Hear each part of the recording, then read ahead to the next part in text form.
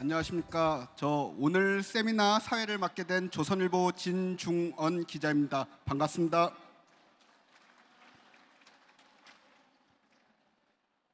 저 오늘 개막한 2018 대한민국 부동산 트렌드 쇼를 찾아주신 여러분 감사드립니다. 이 세미나장에서 첫 번째 세션으로 진행하는 이번 세미나는 저성장 시대 부동산 경기 활성화와 도시 재생의 역할이라는 주제를 갖고 토론 시간을 가져보려고 합니다. 먼저 본 세미나에 참석해 주신 분들을 소개하겠습니다. 김연아 국회의원이십니다. 김연아 의원님은 도시계획학 박사로 전 한국건설산업연구원 연구위원을 지내시고 국회 국토교통위원을 거쳐 현재는 교육위원회 위원으로 계십니다. 다음으로 국토교통부 도시재생사업기획단 김희탁 단장님 모셨습니다. 김희탁 단장님은 국토교통부 주택정책과장 정책기획관을 거쳐 현재 도시재생사업기획단 단장을 맡고 계십니다. 마지막으로 김승배 피데스개발 대표님 오셨습니다. 김승배 대표님은 대우건설에서 주택사업을 오래 담당하셨고 2010년부터 한국부동산개발협회 수석 부회장을 맡고 계십니다. 오늘 세미나 진행 방식을 잠깐 설명해 드리겠습니다. 오늘 세미나는 먼저 국토교통부 김희탁 단장님하고 김승배 대표님 두 분께서 먼저 기조 발표를 해 주시고 그 다음에는 주제를 좀 더 세분화해서 세 분의 패널들과 함께 심층 토크를 진행하려고 합니다. 자, 먼저 그러면은 저성장 시대 부동산 경기 활성화와 도시 재생의 역할을 주제로 기조 발표를 들어보도록 하겠습니다. 먼저 김희탁 단장님을 단상으로 모시겠습니다.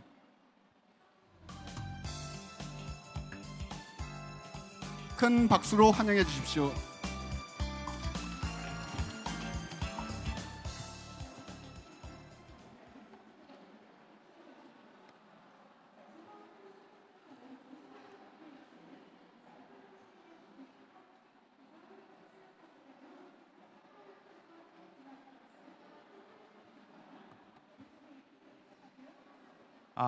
네. 예, 안녕하십니까. 국토교통부에서 도시재생 뉴딜 사업을 맡고 있는 김희탁 단장입니다. 네, 반갑습니다. 다행히 오늘 태풍이 굉장히 걱정을 많이 했는데 태풍이 그렇게 생각보다 이렇게 위협적이지 않은 점이 있지 않았나 다행이라고 생각을 하고요. 그리고 이제 이렇게 많이 이렇게 참석할 줄 몰랐습니다. 그래서 왜 참석하셨는지에 대해서도 제가 오히려 거꾸로 좀 궁금한 생각이 좀 듭니다. 저한테 이제 주어진 시간이 한 10분 정도 발표하는 걸로 알고 있는데요. 도시재생에 대해서 이제 궁금하신 게 있으셔서 오신 걸로 알고 있는데, 도시재생하고 도시개발 사업하고 주택개발 사업하고 이게 무슨 차이가 있느냐, 이런 부분에 대해서도 질문을 많이 받습니다. 그리고 왜 지금 도시재생을 이번 문재인 정부에서 공약으로 발표했느냐, 도시재생 뉴딜 사업을 왜 도시재생 뉴딜 사업이 국정과제이냐, 왜 대통령이 관심 가지는 과제이냐 하는 부분에 대해서 질문을 저도 많이 받습니다. 그러면서 이제 또 우리 한국 분들, 저희 우리나라 분들도 그렇고 외국 분들도 마찬가지죠. 외국은 어떻게 도시재생을 하고 있느냐, 도시재생을 잘하는 나라는 어디냐, 이렇게 또 질문하는 분들도 있습니다. 그래서 이제 그 질문에 대해서 조금 답을 좀 드려볼까 이런 생각도 하고 왔습니다. 그래서 왜 도시재생 뉴딜을 이번 정부가 강조를 하고 있는지, 그리고 앞으로 도시재생 뉴딜의 정책 방향에 대해서 간략하게 좀 설명을 드리도록 하겠습니다. 그래서 여러분들 잘 알다시피 저희 대한민국 경제가 저성장에 이제 돌입해 있습니다. 그래서 다 아시다시피 저출산, 고령화, 저성장 이런 시대에 이제 진입해 있는데요. 그래서 아까 방금 말씀드렸던 대로 왜 도시재생을 지금 해야 되고 외국에 도시재생 잘하는 데가 어딨냐 이렇게 물어보면 제가 도시재생을 못하는 나라들은 제가 우선 말씀드릴 수 있습니다. 이렇게 말씀드립니다. 그러니까 후진국은 도시재생을 할 겨를이 안 됩니다. 이런 얘기를 합니다. 옛날에 이제 저희 나라도 이제 개발 중심의 60년대에 개발 중심의 나라일 때는 주로 이제 했던 것이 아시다시피 철도 놓고 도로 놓고 고속도로 놓고 그리고 또 집이 없으니까 대단히 이제 신도시를 개발을 하고 이렇게 해왔습니다. 그러니까 대규모 토목과 SOC 사업을 이제 진행을 했는데 그런 이제 경제를 이제 부흥시켜야 되는 개발도상국 입장에서는 도시재생이라는 생각을 할 수가 없었습니다. 있는 게 없으니까요. 그러니까 철도 놓고 도로 놓고 공항 만들고 신도시에서 집 짓는 게 바빴거든요. 그러니까 이제 도시재생을 후진국은 별로 할 겨를이 안 됩니다. 저는 이렇게 얘기를 하고 외국에 가보시면 선진국은 대부분이 이런 도시재생 개념의 사업을 하고 있습니다. 그래서 저희가 이제 저출산 고령화 저성장 시대에 진입한 단계에서 이 도시재생은 앞으로 도시개발 사업의 불가피한 선택이다. 불가피한 개발 방식이다. 도시재생이 이렇게 말씀드릴 수가 있습니다. 쉽게 얘기하면 이런 것도 얘기할 수 있죠. 저희 대한민국에 보면 이제 빈집이 일본 같은 경우에는 800만 호가 넘는다고 합니다. 일본도 역시 인구가 줄고 있고 그러다 보니까 집이 남아도록 가니까 이제 700만, 800만 호가 된다고 하고 우리 한국의 경우에도 이제 100만 호가 넘습니다. 그러니까 일부 서울 지역을 제외하고는 서울이나 일부 지역을 제외하고는 지방에 가보면 빈집들이 많이 남아돌고 있습니다. 이런 빈집들이 많이 남아 있는 상황에서 또다시 아파트를 개발을 하고 분양을 했을 때 사업성이 없거든요. 분양이 안 되기 때문에 기존의 재개발 재건축 방식이 이제 일부 지역을 제외하고는 이제 한계에 도달하는 상황에 있다. 이런 생각을 합니다. 그래서 이제 저희가 이제 재건축 재개발 하시는 분 하려고 하는 지역은 재건축 재개발을 하시고 재건축 재개발이 어려운 데는 저희가 도시재생을 하겠습니다. 도시재생 뉴딜 사업을 하겠습니다. 이런 말도 이제 드립니다. 그래서 이제 실상을 좀 말씀드리면요. 이제 저출산 고령화에 따른 이제 저 빨간색이 뭐냐면은 이제 쇠퇴하고 있는 데입니다. 인구가 줄어들고 있는 지역입니다. 인구가 줄어들고 있고 저기 이제 표시에 돼 있지만은 전체 읍면동이 이제 한 2,400-500개 되는데요. 거기서 이제 한 40% 1,383개의 이제 읍면동이 이제 사라진다는 그런 연구 결과들이 나오고 있습니다. 여기 자료에는 없지만은 얼마 전에 이제 고용 관련된 연구원에서 발표된 자료에 의하면 저희가 이제 저출산의 문제가 더욱 심화될수록 저 읍면동의 쇠퇴 속도는 읍면동이 소멸하는 속도는 더 빨라질 거다 이렇게 얘기를 하고 있습니다. 그래서 저희가 살고 있는 마을들이 없어지는 거죠. 예, 그런 이제 그런 위기적인 그런 어떤 국가적인 상황에 있고요. 그러다 보니까 이제 또 어떤 문제가 있냐면 구도심 옛날에 이제 신도시 중심으로 이제 했는데요. 이제 뭐 저 지역에 이제 뭐 광주, 대구, 목포, 전주 예전에 이제 저희 구도심이라고 얘기합니다. 그 구도심 지역을 가보면 거기가 이제 많이 주민분들도 떠나고 그 주민분들도 떠나다 보니까 불이 꺼져 있는 것을 많이 보게 됩니다. 그러니까 전통적인 우리의 중심 도시들이 이제 외국말로 하면은 이제 슬럼화되고 있는 거죠. 이제 그러다 보니까 이제 그런 지역 그 원도심들을 다시 그 지역의 역사와 히스토리와 함께 주민들이 다시 모여서 살 수 있는 공간으로 만들어 보자 하는 게 이제 또 도시재생입니다.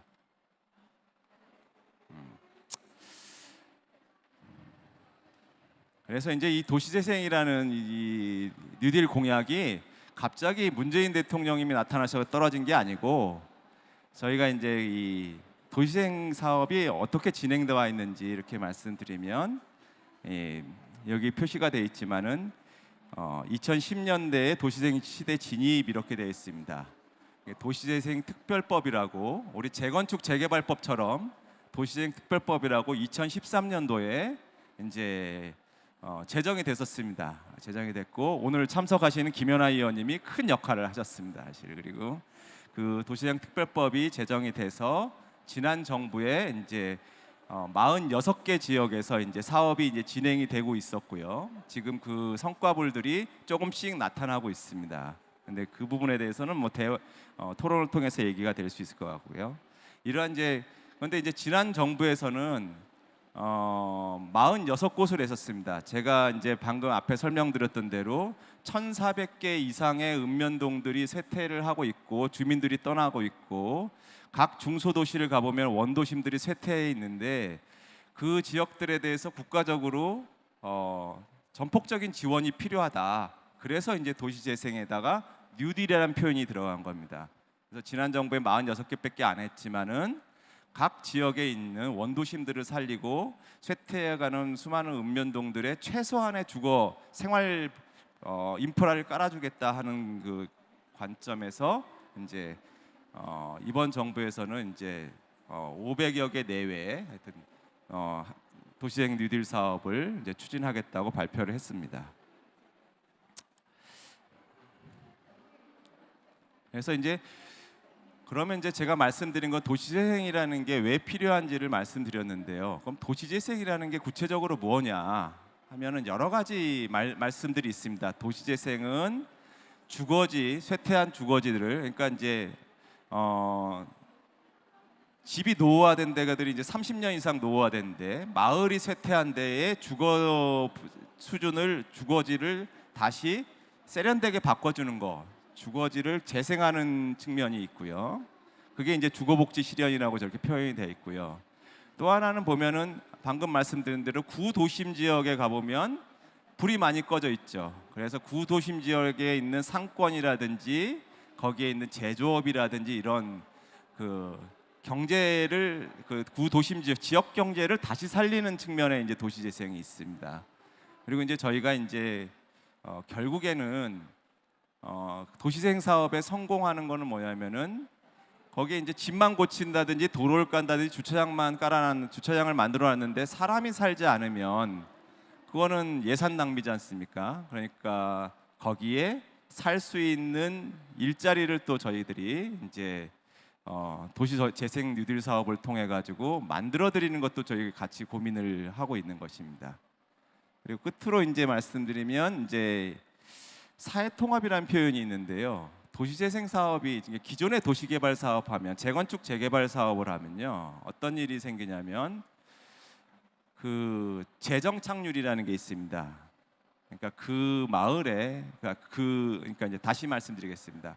우리나라에 이제 옛날에는 아파트에 살면, 집에 살면 누가 이사 오면은 떡을 돌린다든지, 그러니까 공동체, 커뮤니티 이런 의식이 있었거든요. 근데 지금은 아파트 중심의 문화라고 얘기하는데 옆집에 누가 이사 와도 잘 모릅니다. 별로 관심이 없습니다. 그러다 보니까 재개발을 하고 재건축을 하게 되면 하면서 어떤 재개발 재건축을 하면서 주민 재정 착률이 20%가 안 되는 걸로 저는 알고 있습니다. 그러니까 그 임차를, 그러니까 전세를 산다든지 월세를 사신다는 분들은 재개발 재건축을 하게 되면은 집값이 올라가게 되고, 집값이 올라가게 되면 렌트비가 전월세 가격이 올라가게 되고, 전월세 가격이 올라가게 되다 보니까 거기 이제 살고 계신 분들은 다른 데로 이제 떠나는, 그게 이제 젠트리피케이션인데요. 얼마 전에 그런 것도 있었죠. 그러니까 뭐냐면은 그 집주인이 저기 뭐야 상가의 사장님과 세입자가 이게 폭행하는 사건이 있었지 않습니까?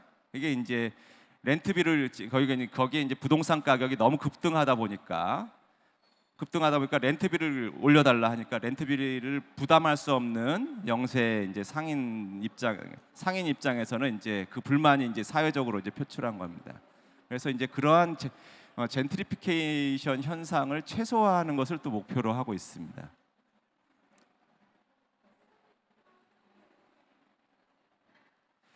그러면 이제 이 도시재생 뉴딜 사업에 어떤 돈이 들어가느냐? 이거를 이제 저희가 이제 재개발 재건축하고 비교해서 좀 설명을 드리면 재개발 재건축을 하려고 하면 이제 조합을 결성합니다. 재건축으로 설명해 드릴까요? 조합을 결성하는데 그 집주인분들이 아파트의 주인분들이 집주인분들이 이제 조합을 부동산 주택을 소유한 분들이 이제 조합을 결성을 하고 그리고서 보증을 받습니다. 대한주택보증공사나 이런데 건설 보증을 받는데요. 그때 뭐가 있냐면은 융자를 받는 거죠. 그게 이제 융자를 받는 것이 주택도시기금입니다. 저 주택도시기금에서 건설회사에다 융자를 해줍니다. 그리고 건설회사에다가 보증을 해줍니다. 그리고 조합도 같이 이제 보증을 같이 쓰는 거고요. 그러면서 이제 재건축 재개발을 하게 됩니다. 그런데 이제 제가 모두에 말씀드렸던 대로 분양이 안 되는 데는 저 융자를 가지고서는 할 수가 없습니다. 그래서 분양이 안 되는 데는 융자로 할 수 없기 때문에 그래서 이제 분양이 안 되는 데는 저희가 도시재생 뉴딜 사업을 한다는 거고요. 쇠퇴한 지역에 재건축 재개발하는 데는 할 수 있는 데는 저 융자 받아서 하시면 됩니다. 그런데 저 옆에 보면은 사업성이 없기 때문에 정부가 2조 원의 이제 국비를 보조해 준다는 겁니다. 사업성이 없기 때문에 이제 사업성을 높여주기 위해서 이제 도로라든지 뭐 노인정이라든지 커뮤니티 시설이라든지 주민 공동 이용 시설에 대해서는 국비를 지원해서 이제 사업성을 높여주고 그래서 융자를 받을 수 있게 해드리는 거고요. 그리고 이제 플러스해서 거기에도 이제 그렇게도 사업성이 안 나오는 그런 지역들 같은 경우에도 사업이 될 수 있도록 이제 공기업이 이제 같이 참여를 해서 이제 사업성을 만들어드리고 같이 보증을 쓰는 구조입니다. 그래서 저희 도시재생 사업은 재건축 재개발하고 좀 차이점이 이제 순수한 융자 위에 국가에서의 이제 자금 지원, 국가에서의 보조금과 공기업의 투자를 통해서 이제 사업성을 높여주는 구조고요. 마지막으로 이제 한 가지만 더 말씀드리면 제가 이제 젠트리피케이션에 대해서 말씀드렸는데 국가에서 세금으로서 보조를 해주기 때문에 거기에 살고 계시는 임차인분들이 재정착할 수 있는 구조로 사업을 만드는 게 핵심입니다. 그래서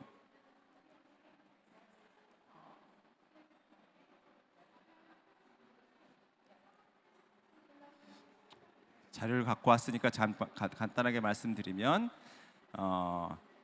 이제 노후 주거지를 쾌적하게 만드는 것이 이제 도시재생의 이제 주거 환경 개선 사업이고요. 그리고 말씀드렸던 대로 구도심 지역을 다시 재생시키는 것이 또 도시재생의 또 목적이고,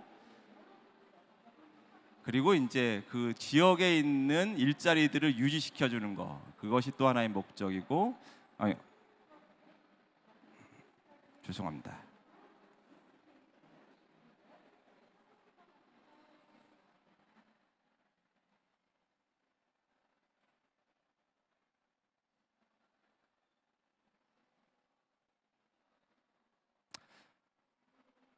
이 도시재생 뉴딜 사업을 통해 가지고 저희가 추구하는 거는 그 도시를, 그 주거지를 다시 재생시키면서 거기에 있는 공동체를 복원하고, 그리고 거기에 임차인들이 상생할 수 있는, 그걸 통해 가지고 임차인들이 이제 외지로 쫓겨나는 현상을 최소화하는 것을 목표로 해 가지고 도시재생 사업을 추진하고 있다, 이런 말씀을 이제 드리면서 마무리하겠습니다. 네, 감사합니다. 예, 김희탁 단장님 감사합니다. 단장님께서 지금 이제 정부가 추진하고 있는 도시재생 뉴딜 사업의 뭐 정책 방향과 그 이제 주요 내용을 간략하게 설명해 주셨습니다. 다음은 김승배 대표님의 발표를 한번 들어보도록 하겠습니다. 김승배 대표님 큰 박수로 맞이해 주십시오.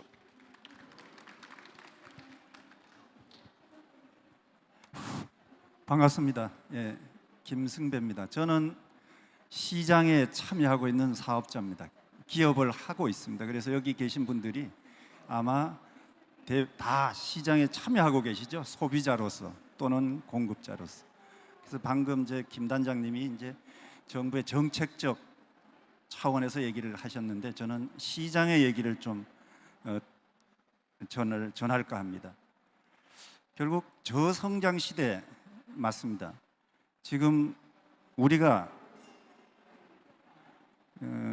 당면하고 있는 것은 저성장의 늪 앞에 서 있습니다. 성장 동력은 서서히 꺼지고 있습니다. 이 속에서 우리의 미래를 헤쳐나가는 새로운 돌파구가 없을까 열심히 이제 찾고 있는 그러한 형국입니다. 여기 데이터를 보시면 왼쪽이 77년까지의 고성장세, 77년에 국민소득 1,000불이었습니다. 그리고 지금 2017년 29,700불, 약 3만 불에 진입했습니다. 그리고 46년 만에 100배가 된 것이고요. 30년 만에 8.5배, 87년에 3,000불 조금 넘었습니다. 그 87년 이후 약 10배 정도 되고 있죠. 이 소득, 국민 1인당 그 국민소득을 보여드린 것은 앞으로 얘기하고자 하는 주제 중에 1,000불 때 만들어진 도시와 그 공간들, 3,000불 때 만들어진 도시와 공간, 그리고 지금 우리는 3만 불에 살고 있기 때문에 공간이 제공하는 공간 주거 서비스와 수요자로서 3만 불 시대를 살아가는 우리들이 바라고 있는 주거 공간들의 서비스의 차이가 엄청나게 난다는 것입니다. 이 갭을 메꿔줘야 되는 것이 도시 재생이라고 저는 생각을 합니다. 결국 우리 인류는 끊임없이 공간을 만들고 도시를 만들어 왔습니다. 그 도시는 그 안에 있는 많은 공간들이 살아 숨쉽니다. 새로 만들고 사용하고 또 버리고 허물고 또 새로 짓고 이러면서 수천 년을 살아온 것입니다. 그리고 우리가 살고 있는 많은 공간, 그 공간 자산이라고 사회적으로 평가할 수 있는데 그 부동산도 도시의 세포라고 저는 우리 인간이 우리 사람들이 수많은 세포로 구성되어 있듯이 도시를 구성하고 있는 각각의 공간, 부동산들이 세포로서 기능을 하고 우리 이제 피부 세포도 일정 시간 지나면 사멸하죠. 새로 돋아나죠. 피부 세포 죽은 게 때로 밀려나지 않습니까? 그래서 도시도 그런 관점에서 보면 주거 공간, 역사 문화 공간, 산업 공간 이러한 공간들이 어울려져 있는 것이 도시입니다. 이 안에 모든 활동이 담겨 있습니다. 보시면 구로 디지털 밸리는 구로 공단이라고 얘기하는 70년대에 경공업 제품을 생산하는 공장이었습니다. 지금 가보시면 사무실로 즐비합니다. 벤처 기업들이, 스타트업 기업들이 새로운 제조 R&D를 하고 있는 공간으로 바뀌었습니다. 청계천도 판잣집 시대를 거쳐서 고가도로의 기능을 하다가 지금은 자연 공간으로 도시의 자연성을 회복하고 있습니다. 상업 공간은 그동안 평촌에 가보시면 범계역에 NC백화점이 있었습니다. 그 NC백화점을 허물고 새로운 주거복합 건물로 이제 바뀌어 가고 있습니다. 일본과 미국에도 그러한 사례는 비일비재합니다. 그래서 앞으로는 도심 내에 기존의 오피스나 기존의 오래된 공간들이 복합 건물로 필요한 공간을 집어넣는 것으로 아마 재생되는 시대를 이제 맞이하게 될 겁니다. 결국 도시는 생물체와 같다고 할 수 있겠습니다. 끊임없이 살아서 꿈틀거립니다. 낡으면 새로운 것으로 대체되고 있습니다. 근데 지금 살펴보시면 늙어가는 속도와 새로 만드는 속도가 맞질 않습니다. 도시의 기능이 죽어가고 있는 상황입니다. 우리나라 건축물은 노후화가 심각합니다. 지금 30년 이상 된 건축물이 늘어나고 있는데 서울의 경우 21%, 5채 중에 한 채가 노후 건축물입니다. 이제 빨리 바꿔야 될 시급성이 있습니다.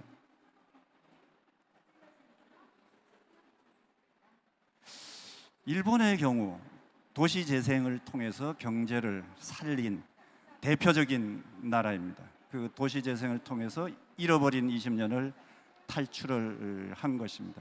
공공에서는 적극적으로 지원을 했고 민간은 개별 사업을 열심히 수행을 했습니다. 그 결과 밑에 보시는 것처럼 도시 재생이 활성화된 시기에 경제 성장이 상당한 성과를 낸 것을 알 수 있습니다. 일본은 앞으로 2060년까지 어떻게 살아갈 거냐라고 고민을 많이 하고 또 책에서 저희들을 보면 그동안 벌어놓은 자산을 활용하자. 왼쪽 그래프에 약간 회색빛으로 되어 있는 부분이 자산을 활용해서 해외로부터의 수입을 얻는 겁니다. 밑에 오른쪽에 까만색은 상품 교역에서 얻는 수지입니다. 적자죠. 물건 만들어서는 적자지만 자산 활용을 해서 흑자를 내는 겁니다. 거기에 관광을 늘려서 흑자를 내자. 이것이 일본의 전략입니다. 그래서 2060년에 8,700만의 인구로 줄어도 잘 먹고 잘 살고 성장한다라고 하고 있습니다. 우리가 갖고 있는 관점과는 많이 차이가 납니다. 그래서 지금 일본은 올림픽을 계기로 동경을 전체적으로 바꾸자고 하고 있습니다. 그것을 바로 도시 재생이라고 생각하고 있습니다. 일본 사람들은. 그리고 1만 스퀘어미터 이상 되는 빌딩이 150개 가까이 지어지고 있습니다. 그 과정을 통해서 일자리가 나오고 경제가 성장하고 이러한 효과를 보고 있습니다. 일본에 가보시면 역세권 중심의 개발이 한창 진행되고 있습니다. 동경역 부분에 보시면 역 옆에 1,400, 1,500%의 빌딩들이 들어서 있습니다. 우리나라 한번 가보십시오. 용산역, 서울역, 그 역은 그 지역을 단절시키는, 말하자면 장벽으로, 장애로 작용하고 있습니다. 그리고 일본 같은 경우 산업, 옛날 제조 산업에서 남긴 여러 가지 공간 자산을 활용을 해서 새롭게 관광 자원으로 활용을 하고 있습니다. 그 결과 일본은 지난 5년 동안 관광객, 외국으로부터 온 관광객, 해외 관광객이 3.4배나 성장을 했습니다. 5년 사이 2천만 명이 늘어났죠.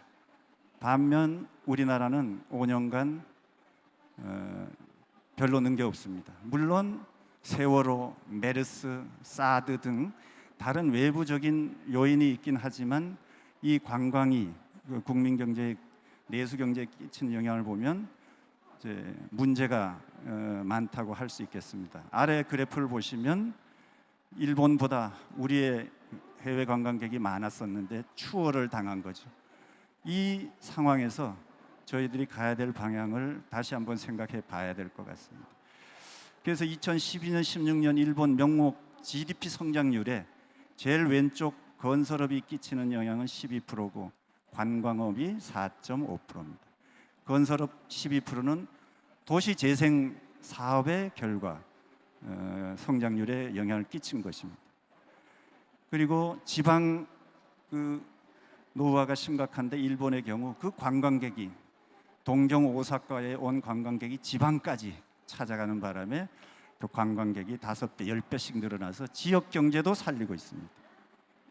지금 도시 재생 정책은 아까 김 단장님 말씀하셔서 그냥 넘어가도록 하겠습니다. 이러한 제도들을 지금 만들어 놓고 있고 그 별표 친 그 부분들이 민간 기업이 할 수 있는 영역으로 지금 이제 국토부가 정책을 마련하고 있습니다. 아직 구체적인 거는 뭐 지금도 마련하고 있다고 저는 얘기를 듣고 있는데, 뭐 여기 계신 분들이 다 민간으로서 시장 참여하시는 분들이니까 그런 민간으로서 할 수 있는 부분에 대해서 정책적인 좋은 정책이 나오기를 기대해 봅니다. 융자 조건도 지난 8월에 새롭게 많이 바뀌었습니다. 그래서 사업을 할 수 있는, 소규모 사업을 할 수 있는 여건도 많이 개선되고는 있습니다.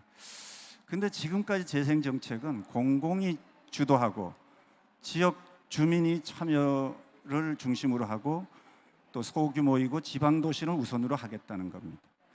지금 현재 우리 인구 이동 패턴을 보시면 오른쪽에 보시면 파랗게 한 실선이 수도권으로 전입된 인구입니다.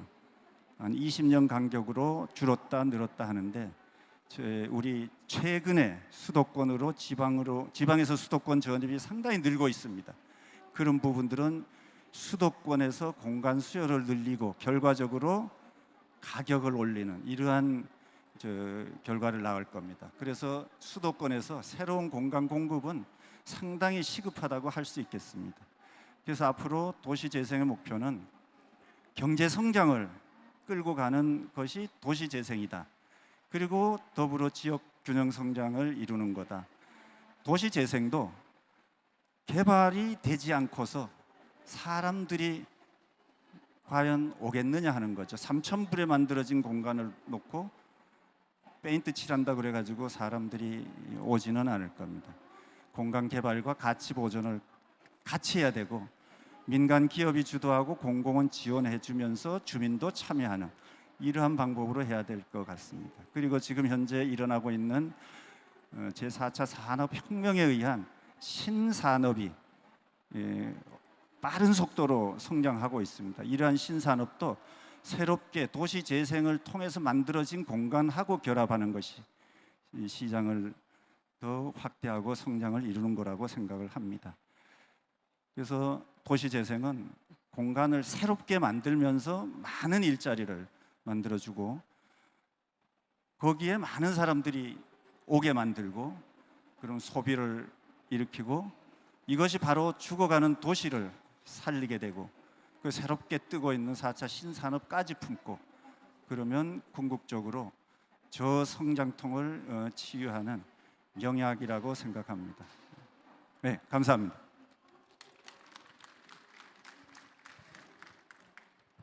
네, 김승배 대표님 말씀 잘 들었습니다.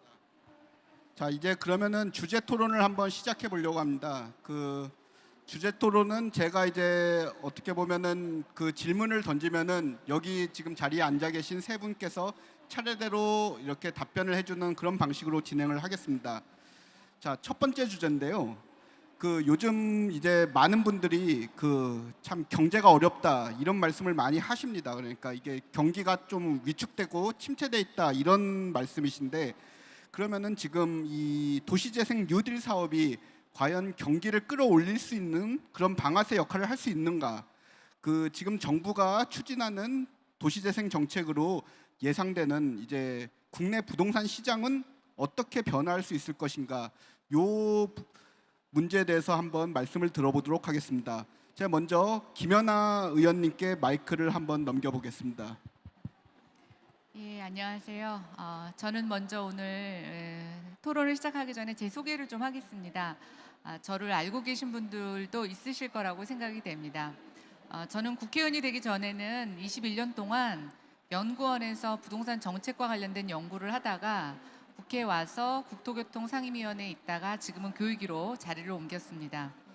오늘 제가 앞에 두 분의 발표를 들으면서 여러분들한테 굉장히 다양한 각도의 재생을 설명해 드렸는데, 여러분들 머릿속에 재생이 뭘로 기억에 남을까 생각해 보니까 제가 조금 더 추가 말씀을 드리는 게 좋겠다는 생각이 들어서 요 질문해 주신 것과 연계해서 먼저 좀 말씀을 드리겠습니다. 재생은 건물을 새 것으로만 짓는 게 재생이 아닙니다. 재생의 핵심 가치는 뭐냐면 그 공간이 갖고 있는 가치를 높이는 일이 재생의 핵심입니다. 근데 가치가 아예 없던 것을 높이는 것을 우리가 새로운 개발이라고 하고요. 예전에 가치가 있었는데 여러 가지 여건 변화나 우리 소득 수준으로 인해서 그 가치가 소멸되거나 하락했던 것들을 다시 올리는 것이 재생입니다. 그러면 여러분들이 여기서 어떤 힌트를 얻으셔야 되냐면, 값이 너무 올라버리면 재생을 통해서 가치를 올리기가 쉽지가 않습니다.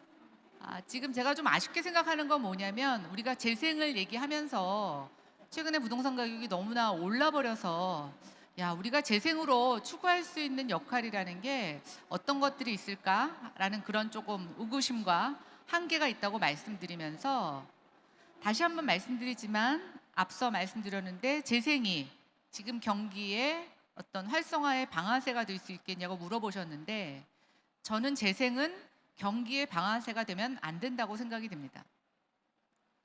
건물을 새로 짓는 거하고 다르게 가치를 높이는 방법은 한 겹 한 겹 시간이 축적된 것이 녹아나야 합니다. 왜 우리 사람도 벼락부자가 된 사람이 있고요, 조금 점진적으로 격을 갖춰서 부자가 된 사람이 좀 다르다라고 하죠. 공간도 마찬가지입니다. 그 공간에서 컨텐츠, 그 공간에서 일어나고 있는 어떤 액티비티, 라이프 스타일이 묵어나는 공간과 그냥 단순히 남의 것을 흉내내서 새로 지은 건물하고는 좀 틀립니다. 이렇게 시간이 걸리는 도시 재생이 만약에 경기에 방아쇠가 된다고 한다면, 저는 그거는 원래의 취지도 맞지 않고 또 바람직한 현상도 아니라고 생각이 됩니다. 그래서 저는 방아쇠가 돼서도 안 된다고 생각이 되고요. 그러면 두 번째 질문이 도시재생 활성화 때문에 국내 부동산 시장이 어떻게 될 거냐라고 얘기를 하셨는데, 앞에 김희탁 단장님이 이제 문재인 정부 하에서 어떤 일이 일어날지를 얘기를 하셨는데, 제가 국회 작년에 내내 지적한 게 뭐였냐면, 너무 급하다, 그리고 너무 많다, 이렇게 한꺼번에 막 하다 보면 김희탁 단장님은 그렇게 안 하실 거라고 생각이 되는데, 정부에서 목표를 딱 할당하는 순간 그 정책은 괴물이 되어 갑니다. 왜냐? 연도별로 실적으로 안 하면 저 같은 국회의원이 왜 이거 안 하냐고 막 독촉을 하고 야단치고 예산을 깎습니다. 예산을 안 깎기 위해서는 그 사업에 어떤 가시적인 성과가 있어야 되죠. 그러려면 제가 아까 말씀드린 천천히 우리가 가치를 녹여야 되는 사업들을 할 수가 없습니다. 그런데 그거를 지금 1년에 100개씩 500개, 1년에 10조, 50조를 쏟아붓고 있겠다는 겁니다. 당연히 어떻게 될까요? 부동산 경기가 불안해지죠. 근거 없는 기대감이 생깁니다. 여기에 뭘 쌓을지도 모르는데 가치가 높아진다더라. 또 하나, 아까 제가 말씀드린 것처럼 가치를 높이는 사업은 좀 가격이 낮아야지만 어느 정도 사업을 할 수가 있는데, 이게 동시다발적으로 이뤄지고 그것에 대한 기대감이 미리 반영되다 보니까 사업을 했을 때, 이제 여기 김승배 대표님 나중에 말씀하시겠지만 수익성이 없습니다. 제가 좀 우려하는 건, 지금과 같은 속도와 양으로 하게 되면 이건 굉장히 부동산 시장에 부정적인 역할을 미치겠구나. 특히 쓸데없이 사람들에게 과잉 기대감을 줘서 투기를 일으키게 되고, 또 만약에 이것이 사업으로 이루어진다고 하면 과잉 공급이 이루어져서 나중에는 좀 자산 가치가 오히려 지금보다 떨어지는 부작용도 줄 수 있겠다. 저는 그렇게 생각을 합니다. 김연아 의원님 말씀 잘 들었습니다.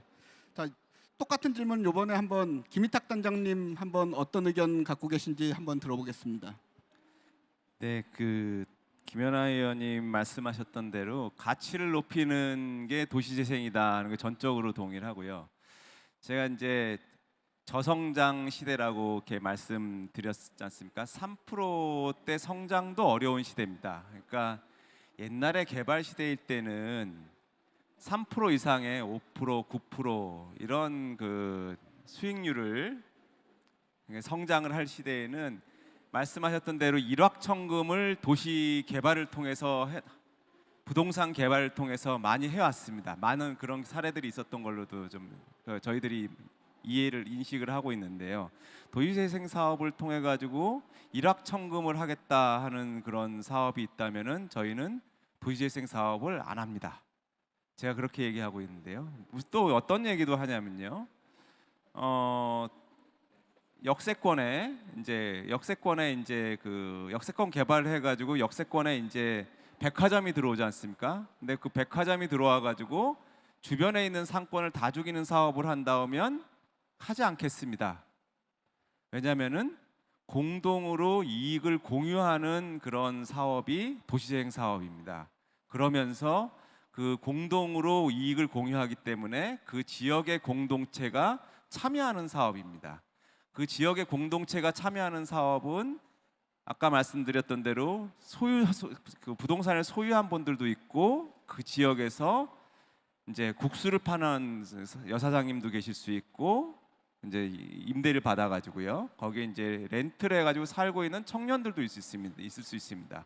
그 커뮤니티들이 그 공동으로 그 개발의 이익을 공유하지 않는 그런 사업의 형태라고 한다면 도시재생 사업은 아니다. 저는 이렇게 얘기합니다. 옛날에 도시개발 사업이 그렇게 기존의 주택의 소유주, 부동산의 소유주 중심으로 개발을 하다 보니까 공동체의 이익보다는 소유자 중심으로 했습니다. 그래서 보면은 일확천금은 소유자 중심으로 집값이 올라가거나 빌딩값이 올라가면은 소유자가 갖는 것이죠. 그거를 산 사람들이요. 그래서 투자를 하는 거죠. 그러니까 공동체에 대한 배려가 없는 겁니다. 이런 그 도시재생 사업을 통해 가지고 가치를 얘기한다고 하면 그 공동체는 또 여러 가지 사람들이 있습니다. 여러 가지 사람 거기에는 그 지역마다 다 특색이 있고 거기 사는 분들이 다 다르거든요. 거기 다 다른 사람들이 살고 있는데 똑같은 아파트가 만들어지고 똑같은 빌딩이 만들어진다면 그건 또 옛날의 기존의 도시개발 방식이거든요. 그래서 그 지역의 가치를 상승시키는 사업입니다. 그렇기 때문에 제가 처음에 말씀드렸던 3% 성장 시대에 어떻게 하면은 그 개발의 이익을 공유하면서 3% 성장 시대에 맞는 수익률을 지속적으로 공동체가 함께 가져갈 수 있느냐, 이런 사업이 도시재생 사업이라고 말씀드리고 있고요.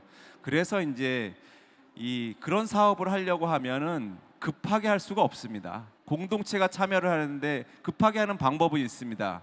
우리 건축회사나 엔지니어사에다가요, 이 도시재생 사업 계획을 만들어 달라고 하면 됩니다. 그러면은 이 엔지니어사들이 지금까지 어떻게 하냐면은 다른 신도시 같이 이제 카피를 해 갖고 옵니다. 계획서를 이 도면을 카피해 갖고 오거든요. 그럼 빨리 할 수 있습니다. 이 복사해 가지고 오면 그래서 저는 어떤 얘기냐면 신도시를 카피 도시라고 합니다. 뭐 일산이나 분당이나 다 똑같이 생겼지 않습니까? 그런 카피 도시가 될 수 없기 때문에 카피 도시가 될 수 없기 때문에 이 사업이 급하게 갈 수가 없는 사업입니다. 그래서 이 사업은 주민들의 커뮤니티, 그 지역의 공동체가 지방 정부가 함께하는 사업이다. 그래서 그런 사업으로 진행되고 있기 때문에 부동산 시장에 영향을 미치는 것을 부동산 시장의 불안 요인으로 작용하는 것 역시 최소화하면서 이제 도시재생 사업을 추진해 나가겠다는 말씀드리겠습니다. 예, 김희탁 단장님 말씀 들어봤고요.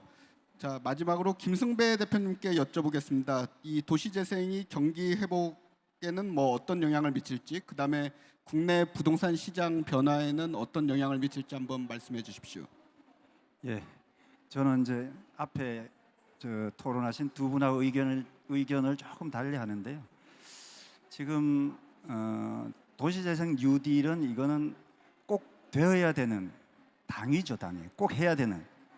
그러니까 사실은 우리가 다루고 있는 것이 공간이잖아요. 공간 자산. 공간 자산에 대한 수요도 의식주와 같이 가장 기본적인 기초적인 수요입니다. 공간 속에 없으면 못 살죠. 비 맞아야 되고. 그래서 공간의 수요는 절대적인 수요입니다. 우리가 예를 들면 김장철에 배추가 모자라면 3배로 뛰죠. 배추값 3배로 뛰잖아요. 공간도 마찬가지입니다. 이건 절대적인 소비고 상대적인 소비가 아닙니다.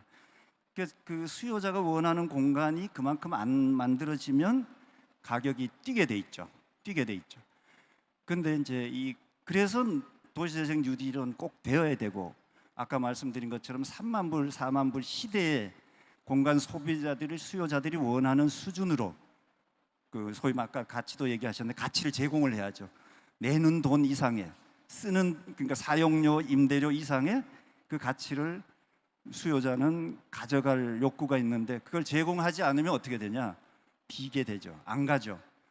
그러면 주택으로 카운트는 되는데 안 써요. 그건 없어진 거죠. 이건 사회적 멸실, 사회적 소멸이라고 그러거든요.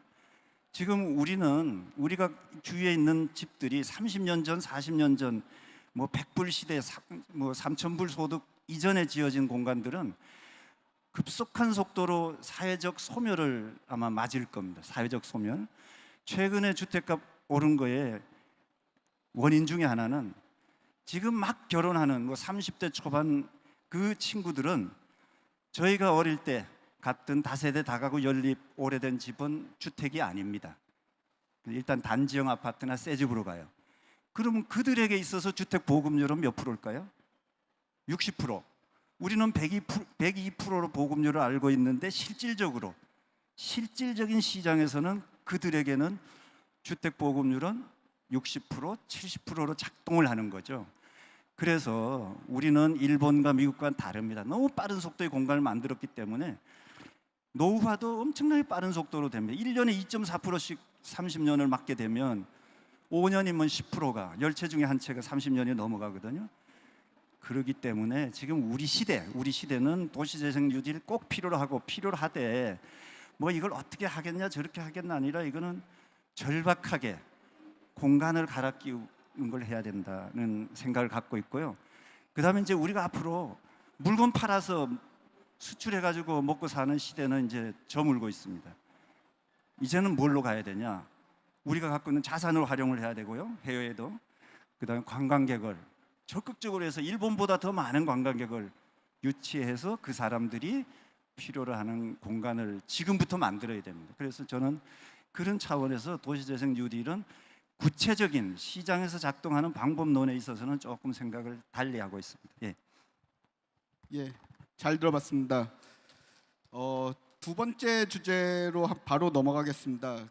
아까 전에 김인탁 단장님이 기조 발표에서도 말씀을 하셨는데 그러니까 지금 지방 도시 그러니까 수도권이 아닌 지역으로 갈수록 지금 어떻게 보면은 도시 쇠퇴가 아주 심각한데요. 그러니까 인구도 더 많이 줄고 그다음에 빈집도 많이 늘어나고 있고 그러는데 지금 최근에 계속 부동산 시장도 양극화를 얘기하지 않습니까? 서울 같은 경우에는 집값이 계속 너무 많이 오른다. 이게 자꾸 문제를 삼는데 근데 지금 지방은 어떻게 보면은 분양가보다도 아파트 값이 내려서 뭐 마이너스 피 뭐 이런 얘기도 하고 미분양도 많다 그러고 어떻게 보면은 그래서 지방 도시의 어떻게 보면은 경쟁력을 높이기 위해서 도시 재생이 어떤 역할을 할 수 있는지에 대해서 한번 제가 세 분께 질문을 던져보도록 하겠습니다. 먼저 김인탁 단장님께 제가 한번 말씀을 부탁드리겠습니다. 저희가 이제 아까 이제 제가 간단하게 좀 설명을 드렸었는데요. 이제 지방 중소도시 뿐만이 아니라 지역의 이제 광역시 이제 가보면 이제 구도심들이 이제 구도심들이 이제 불이 꺼져가고 있는 그 현상들을 많이 본다 이런 말씀을 드렸습니다. 이게 지금 그게 이제 이 지방 도시의 어떤 지방 도시의 쇠퇴 이런 건데요. 그리고 이제 언론에서도 많이 이제 제기가 됐던 것이 이제 조선업이 이제 쇠퇴하다 보니까 경상도 통영이라든지 목포라든지 군산이라든지 이런 지역들이 이제 이런 지역들이 이제 쇠퇴하는 이제 현상들을 이제 보게 되고 또 이제 경제적으로 지역 경제가 안 좋다는 얘기들을 이제 저희들이 이제 언론에서라든지 이렇게 보고 있습니다. 그래서 이제 저희가 도시 재생 사업에 대해서 얘기할 때 이제 주거 생활을 개선하는 것도 이제 하나의 이제 도시 재생일 수 있고 또 이제 기존 도시의 경쟁력을 회복시키는 것도 도시 재생의 목표다 이렇게 아까 말씀드렸지 않습니까? 그래서 이제 저희가 이제 사례로 말씀드리면 이제 천안 역세권이라든지요, 청주에 이제 청주 도심 내에 연초 제조창을 문화 재생을 한다든지 그리고 이제 그 통영에 이제 그 통영에 이제 파산한 조선소 부지를 매입을 해서 그거를 이제 도시재생 사업 계획을 이제 통영시와 경남도가 중앙정부와 같이 수립을 해서 이제 추진을 이제 하려고 하고 있습니다. 그러니까 이 지방 중소도시의 경쟁력 회복을 위해서 도시재생 사업이 이제 활용될 수 있다. 그런 활용하려고 하는 목표를 가지고 있다는 거는 말씀드리고, 그러면서 이제 결국에는 그 도시 재생을 통해 가지고 거기에 어떠한 제조업이라든지 일자리가 들어올 수 있느냐에 대해서도 고민하면서 도시재생 사업 계획을 지역 정부와 중앙 정부와 수립해야 된다는 그런 생각으로 이제 도시재생 사업을 추진하고 있다는 말씀드리겠습니다.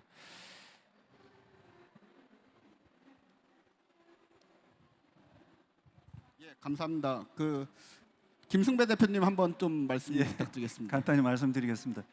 뭐 지방의 세태는 어떻게 하겠습니까? 그건 자연 현상인데요.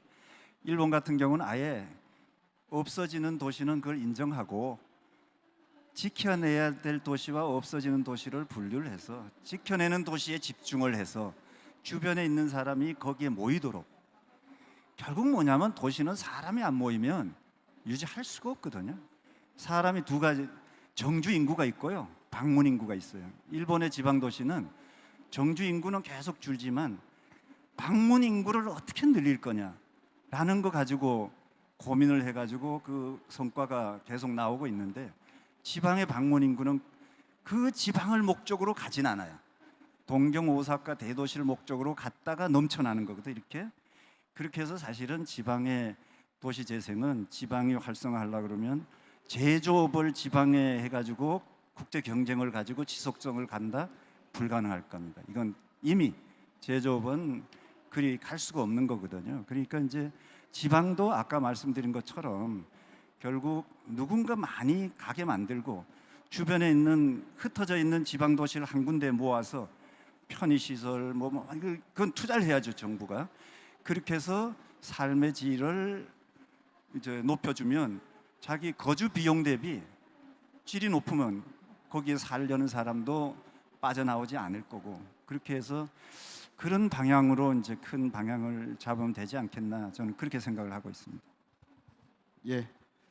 이번에는 김연아 의원님께 그 이제 최근 중소도시, 지방도시 세태에 대해서 도시재생이 할 수 있는 역할을 한번 여쭤보도록 하겠습니다. 예, 저희가 일본 부동산 시장을 많이 따라간다고 얘기를 하는데 이미 지방도시 세태는 일본을 아주 따라가고 있다고 생각이 됩니다. 여러분들 서울에 지금 대부분 서울 근처에 계실 것 같다는 생각이 드는데요. 지방에 그래도 대도시는 좀 나은데 지방 중소도시의 원도심이라고, 그러니까 이제 구도심이라고 하는 데를 가보면 하루에 길거리에 다니는 사람이 50명이 안 되는 경우도 꽤 많습니다. 그러니까 정말 심각하고요. 그래서 이제 우리가 예전처럼 인구가 늘어나고 경제가 성장을 할 때는 지역 균형 개발이라고 하는 것이 어느 정도 정책적으로 힘을 가하면 가할 수 있었는데, 이제 점점 사람은 늘어나지 않고 오히려 줄어들고 성장률도 정체되는 상황에서 한쪽을 개발하면 다른 한쪽의 사람들이 이쪽으로 쏠려오는 일종의 빨대 효과라고 하는데요. 결국은 서로 제로섬 게임이죠. 한쪽의 인구가 모이면 한쪽의 인구가 줄어들고 하는 이런 상황이 벌어질 수밖에 없습니다. 그래서 아까 이제 김승배 대표도 말씀하셨는데, 지금 공교롭게 지방의 주택 시장이 안 좋아지면서 수도권으로의 집중 현상이 또 많이 일어나고 있습니다. 뭐 그게 실제 거주 목적이든 투자 목적이든 오르고 있다 보니까 아까 제가 말씀드린 그런 풍선 효과가 일어나고 있습니다. 지방은 더 안 좋아지고 수도권이 지금 막 가격이 올라가는데, 저는 오히려 도시 재생이라고 하는 거는 수도권보다는 지방에서부터 먼저 시작해야 된다고 생각이 됩니다. 우리가 수도권에서 해야 되는 것들은 도시 재생 안에서도 좀 국가적인 글로벌 경쟁력을 높이는 도시 활동에 집중을 둔다면, 지금 국토부에서 얘기하고 있는 도시 재생은 지방에서부터 해야 되는데, 그렇다고 지방에 아무것도 없고 사람들이 안 가는 장소에 무작위하게 도시 재생을 해서는 안 된다고 생각이 되고요. 저는 그래서 지금 국토부가 하는 도시 재생의 숫자를 훨씬 더 줄이고 뭔가 좀 시범적으로 앵커가 될 수 있는 지역들로부터 선별적으로 해야 된다고 생각하는데, 지방 도시 재생의 저는 핵심은 두 가지라고 생각이 됩니다. 첫 번째, 사람이 모일 수 있게 해야 됩니다. 그걸 뭐 공간을 멋있게 만들 수도 있고요. 그 안에서 어떤 물건을 괜찮은 걸 팔아서 할 수도 있고, 뭐 요즘 여러분들 돌아다녀 보시면 강릉에 커피 마시러 많이 갑니다. 강릉이 언제서부터 커피 파는 동네였나요? 예. 그렇게 지역마다 우리가 어떤 것을 방문하기 목적으로 가게 되는데, 이것의 기저에는 뭐냐면 우리가 예전보다 소득도 높아지고 여가 시간이 굉장히 많이 늘어났다는 겁니다. 이제는 단순히 집과 직장만을 다니던 시대에서 또 이런 좀 갇힌 쇼핑 공간에 있는 것도 중요하지만, 이거 말고 좀 다른 것도 경험하고 싶어. 미세먼지 극심해졌죠. 예, 좋은 공기 마시면서 맛있는 커피도 먹고 싶고, 또 서울에서는 몰랐었는데 요즘 대형 서점이 많이 죽고 있습니다. 지방에 가면 로컬 책방이라고 하는 게 있어서 특정한 주제, 일반 출판사에서는 볼 수 없는 책들을 많이 볼 수 있는데, 그런 것들을 보러 거기를 갑니다. 두 가지인데요. 사람들을 모이게 할 수 있는 것, 그 사람들이 뭔가 경험하게 할 수 있는 것, 그 사람들의 경험을 통해서 뭔가 기쁘게 할 수 있는 것들을 만들어야 지방의 도시재생이 성공한다고 생각이 됩니다. 그러려면 저는 계속 강조하지만 지금처럼 막 분산된 동시다발적인 재생이 아니라 조금 더 거점 중심의 어떤 전략, 이런 게 필요하다고 생각이 됩니다. 예, 감사합니다. 제가 원래 5번째 질문으로 준비를 했었는데 그걸 한번 먼저 여쭤볼게요. 지금 지방 얘기를 했으니까 서울 얘기를 좀 한번 해보려고 그러는데요. 그러니까 최근 서울 같은 경우는 이제 얼마 전에 박원순 시장께서 뭐 여의도 복합개발 이런 얘기도 발표를 하셨고, 그 다음에 여기 지금 코엑스가 있는 뭐 영동대로 일대 개발 이거 진행이 되고 있는 거고, 또 이제 용산 같은 경우에는 미군 기지 이전으로 용산 일대의 역세권이라든지 공원, 용산 공원 조성 등 이런 어떻게 보면 대규모 개발 프로젝트가 진행이 되고 있는데, 이런 개발 프로젝트는 정부가 생각하고 있는 도시재생 정책 방향과 상충하는 것인지, 만약에 그렇다면은 그렇든 아니든 서울은 어떤 방식의 도시재생이 가능하고 어떤 것이 가장 효과적인 도시재생 방법일지를 한번 제가 여쭤보겠습니다. 김승배 대표님한테 한번 제일 먼저 여쭤보겠습니다. 예. 서울은 어떤 도시인가요? 서울이 우리 이미지가 수도죠. 대표 선수죠. 뭐 국대라고 국가대표거든요. 도시 중에 우리 대한민국을 대표하는 건 서울이에요. 서울이 세계에 나가서 좋은 평가를 받으면 대한민국은 좋은 나라가 될 겁니다. 서울은 대표 도시거든요. 지금 모리사가 매년 발표하는 거기에 작년에 국가 경쟁력 지수 6등을 했어요. 지금 2011년 이후 계속 6등인데 아마 올해 발표에는 떨어질 것 같은 생각이 제가 드는데, 그동안 서울이 한 게 아무것도 없어가지고, 그래서 사실은 서울에 대해서 어떤 논의를 하려고 그러면 서울이라는 도시가 우리에게 어떤 의미가 있고 앞으로 어떻게 가야 되냐, 서울의 궁극적인 구체적인 목표가 있어야 되고, 이건 서울 시민만의 문제가 아니고 대한민국 국민 전체의 목표, 뜻이 담겨야 되는 거거든요. 그래서 앞으로 서울이 국제 무대에 나가서 도시로서 제대로 명함을 못 내밀면 우리의 미래는 사실은 희망이 자꾸 꺾이는 거죠. 그러니까 서울이 동경하고 상해하고 북경하고 홍콩을 싸워가지고 누군가 이 동북아시아에 와서 무슨 자기 사무실을 내려고 할 때 글로벌 기업이 서울엔 두겠다, 서울 여의도에 두겠다, 뭐 예를 들면 용산에 두겠다, 뭐 이런 쇼트리스트에 올라야죠. 지금 우린 빠져 있어요.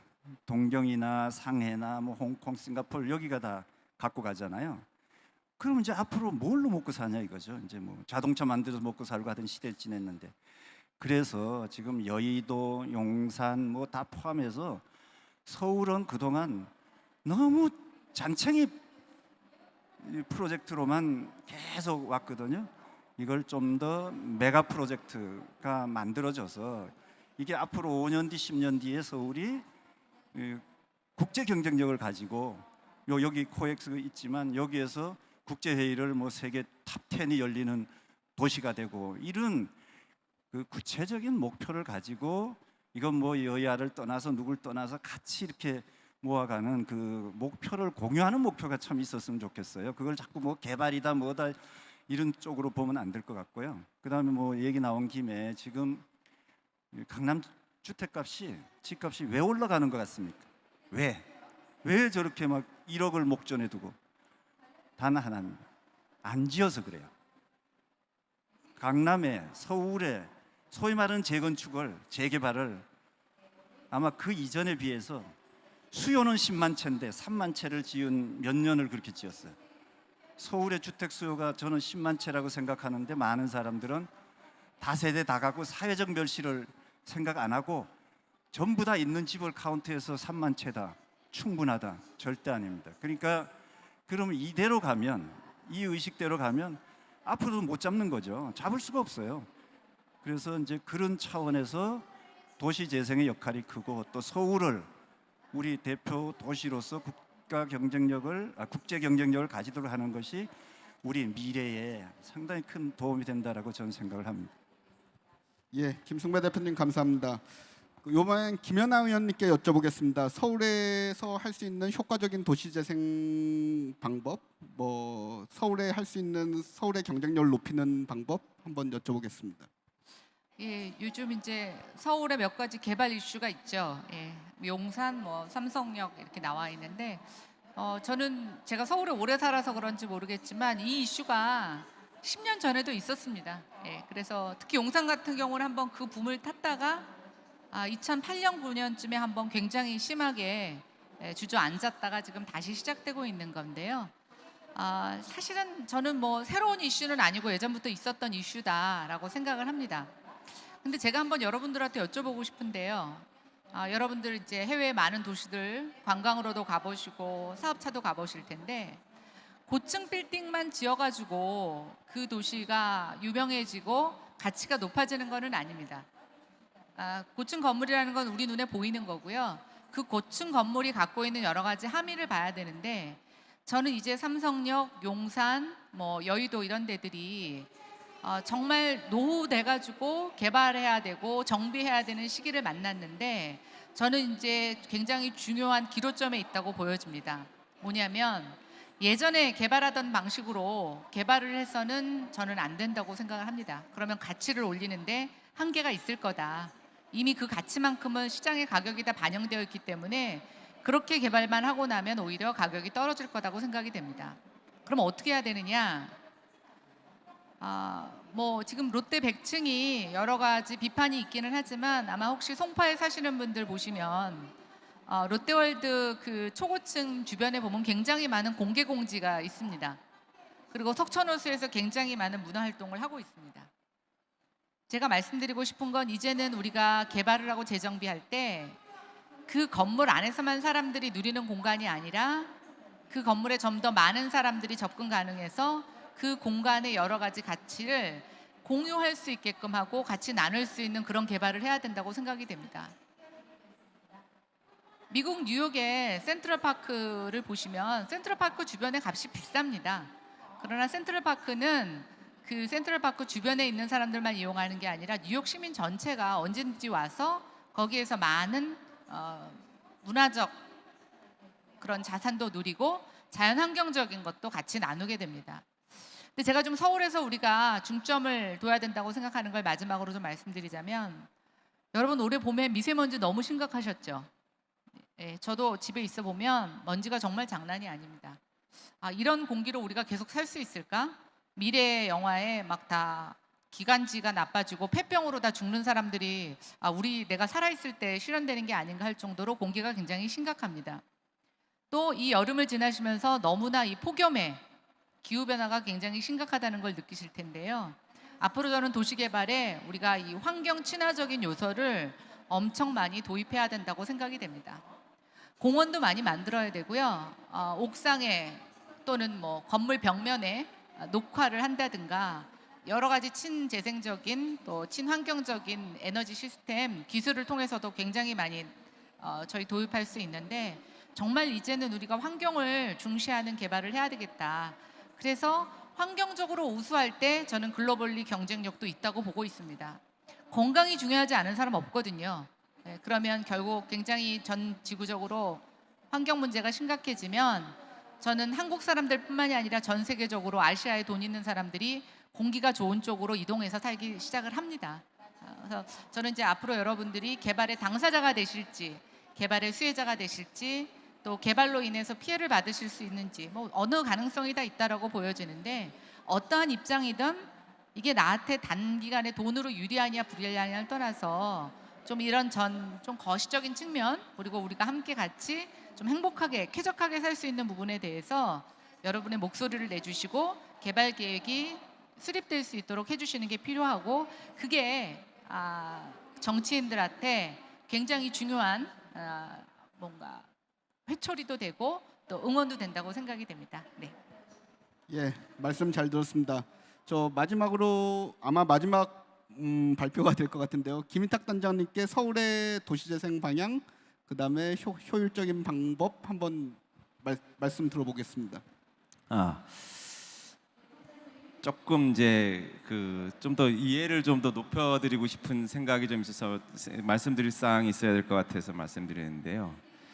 이제 그 매년 100개를 한다고 이렇게 이제 전체적으로 500개 한다는 게 공약이었습니다.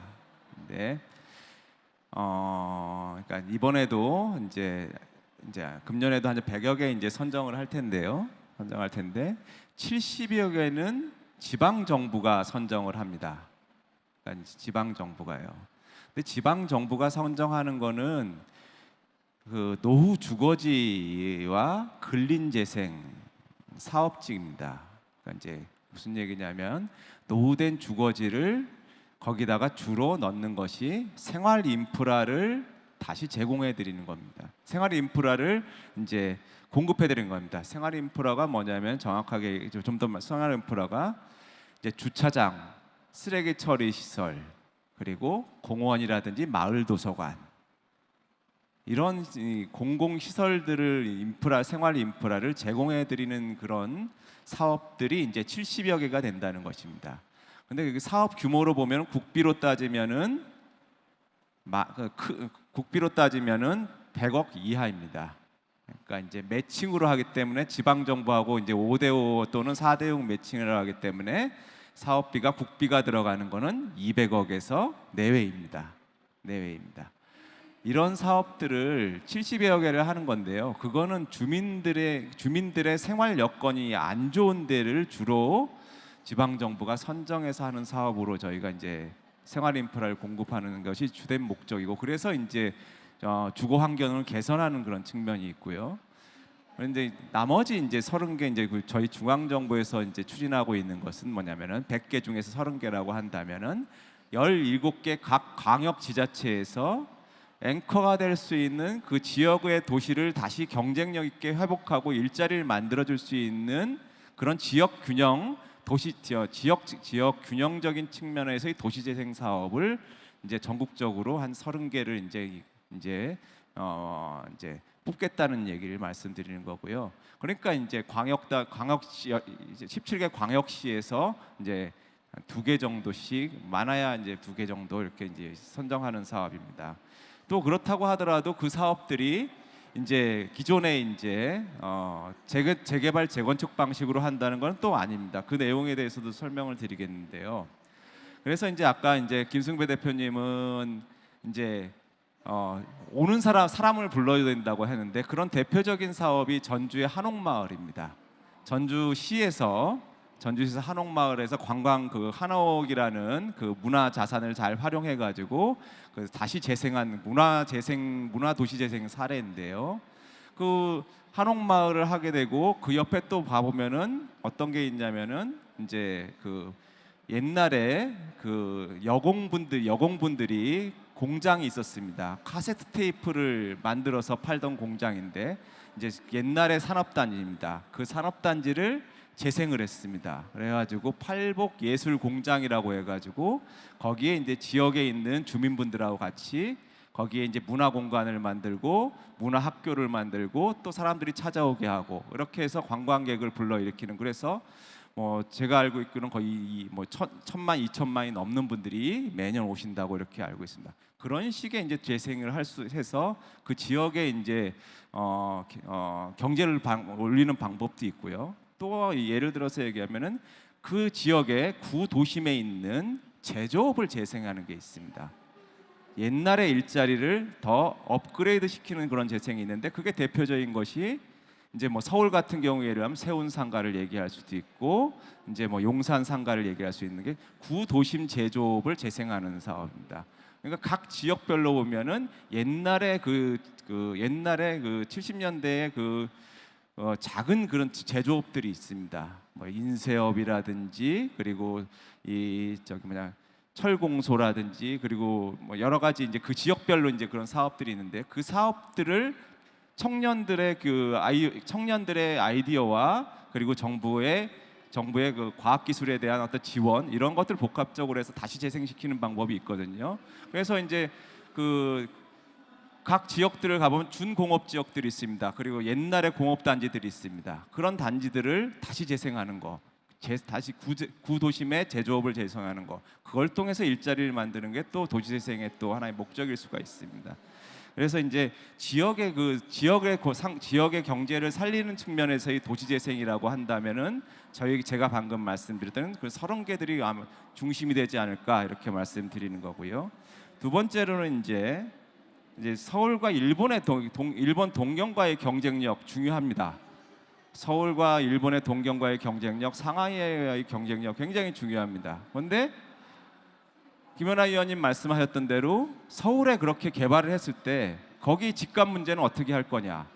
거기서 생기는 집값 상승에 따른 개발 이익은, 집값 상승하는데 그게 거품일 수도 있지만은 그 현금적인 가치, 그 이익을 누가 가지고 가느냐를 보면 결국에는 지금 현재 구조는, 지금 현재 재개발, 재건축, 도시개발 시스템은 그것은 누군가가 독식하는 구조로 되어 있지 않느냐 하는 것을 저는 지적을 하고 싶습니다. 얼마 전에 이제 제가 워싱턴 DC를 가보면, 워싱턴 DC에 이제 얼마 전에 대통령께서 가신 데가 있었습니다. 옛날 이제 그 고종 황제께서 만들라고 해서 만들었던 공사가 있었습니다. 대한제국 공사. 그 대한제국 있는 공사가 워싱턴 DC의 다운타운입니다. 거기 이제 그 근처에 가보면 렌트비가 한 달에 5,000불이 넘습니다. 5,000불 갖고도 살기 어려운 동네입니다. 그런데 거기에 이제 1억 불짜리 빌딩이 하나, 주상복합 빌딩이 섰습니다. 그 1억 불짜리 주상복합 빌딩이 섰는데, 거기에 이제 우리 김승배 대표님 같은 디벨로퍼가 그 동네에 살고 있는 미용사, 흑인 미용사, 그리고 식당, 이런 분들과 그런 커뮤니티들하고 같이 우리가 흔히 얘기하는 상생협약을 체결했습니다. 임대인과 임차인 간의 상생협약이 아니라 그 개발 사업 시행자, 디벨로퍼와 거기 커뮤니티들이 상생협약을 체결해가지고 다시 거기 재정착시키는 그런 동의를 통해 가지고 개발 사업을 했고, 그래서 젠트리피케이션이 발생이 많이 안 됐다는 얘기를 들었었습니다. 그러한 이 도시 개발을 통해 가지고 용산이라든지 뭐 여의도라든지 그런 개발을 통해 가지고 발생하는 개발 이익이 다시 거기에 살고 있는 커뮤니티들, 거기에 살고 있는 산업을 다시 활성화시키고 할 수 있는 그런 개발 이익이 선순환할 수 있는 그런 구조의 그런 사업, 그런 제도가 아직은 우리나라는 부족하지 않느냐. 똑같은 그 지금 현재의 개발 방식은 재개발, 재건축 이외의 방식 이외에, 조합 방식의 재개발, 재건축 방식 이외에 다른 방식의 정말 개발 이익이 다시 그 지역 사회로 선순환적으로 다시 재수될 수 있는 구조의 그 사업이 된다고 한다면, 저는 용산이라든지 서울도 그렇게 도시 재생이 가능할 거라고 생각을 합니다. 옛날에 이제 어느 이제 교수님이 그런 얘기를 했었습니다. 뉴타운 사업을 한다고 해가지고 사실 사업 내용을 보면은 그렇게 많은 투자를 한다는 건 아니었다고 저는 알고 있습니다. 근데 뉴타운 사업을 한다고 하니까 많은 투자가 이루어졌죠. 여기에 이제 개발이익이 많이 생길 거다. 그런데 그 사업이 진행이 안 되다 보니까 또 많은 민원이 생겼지 않습니까? 개발이익이 많이 생길 거라고 생각을 가지고 집을 샀는데 뉴타운 사업이 안 되니까 집값이 떨어져가지고 떨어져 가지고 또 많은 또 이제 불편들이 그 손해를 많이 받지 않습니까? 그래서 이 선순환 구조, 재개발 재건축 방식만이 아니라 그 개발의 이익이 다시 지역 사회와 그 지역에 재투자될 수 있는 구조의 그런 제도가 정비가 되면서 용산이라든지 이런 사업들이 진행될 수 있다. 저는 그런 생각을 하고 있습니다. 또 하나 이제 끝으로 말씀드리면 외국에 이제 선진국을 가보면 저희가 이제 저희 입장에서도 반성하는 건데요. 재개발 재건축한 아파트 타운을 가보면 다 폐쇄형입니다. 재개발 아파트를 가보면 재건축 아파트 가보면 다 벽이 있어요. 그래서 그 안과 그 바깥과 소통이 안 돼 있습니다. 그런데 외국의 그 말씀하신 일본이라든지 워싱턴이라든지 외국의 훌륭한 도시들 가보면 건물과 그 도로변 공공시설들이 소통이 되는 구조로 되어 있습니다. 그 소통되는 구조는 결국 방금 말씀드렸던 대로 커뮤니티와 같이 도시계획을 하고 있기 때문에 그게 도시개발 계획을 수립하고 있기 때문에 그래서 소통되는 구조입니다. 그래서 제일 많이 지키고 있는 것이 이제 뭐 저희가 흔히 얘기하는 건축협정이라고 얘기하는데요. 외국 같은 게 폼 베이스드 코드라고 하는데 지역의 조례로 만드는 건축협정. 거기에 주민들이 굉장히 열심히 참여하고 있습니다. 지역의 커뮤니티들이요. 그래서 끝으로 말씀드리면 이 도시재생 사업은 커뮤니티와 주민분들이 건축허가라든지 도시개발 사업의 계획이 만들어질 때 적극적으로 참여해야지 성공할 수 있다. 이런 말씀을 마지막으로 드리고 싶습니다. 예, 김인탁 단장님 말씀 잘 들었습니다. 아쉽지만 시간 관계상 이제 마쳐야 될 것 같습니다. 오늘 자리를 빛내주신 세 분의 패널분과 플로어에서 끝까지 경청해주신 방청객 여러분께 깊은 감사의 말씀을 드립니다. 대한민국 부동산 트렌드쇼는 내일까지 알찬 정보가 가득한 세미나가 계속될 예정이오니 많은 성원과 참여 부탁드리겠습니다. 이것으로써 세미나를 마치겠습니다. 감사합니다.